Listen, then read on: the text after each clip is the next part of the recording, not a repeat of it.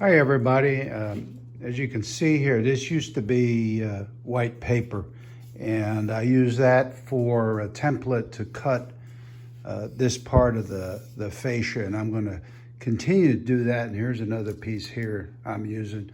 I'll be cutting that all the way around, using it as templates. Makes it easier on me since I can't manipulate the big sheets of this masonite anymore. But anyway, what I wanted to show you is this is the new tunnel that's here. Of course, you may remember that the tunnel entrance has been here for a while, and what I did was I just decided to see if I could extend the tunnel under to at least about this position, and I'm going to leave the helix open.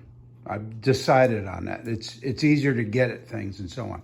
And I am going to be scenicking the top. So that way, you know, you can kind of sort of visually ignore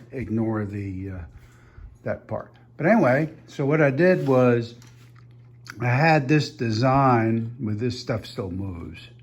And this was the radius or whatever you want to call it of the circle. And what I did was I made 235 millimeter sections, printed those, just printed them gray or painted them gray for the time being.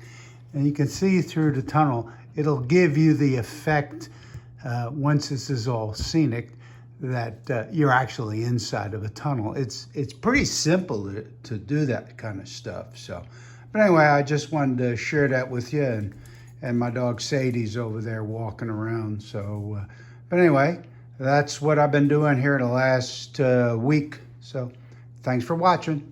Bye.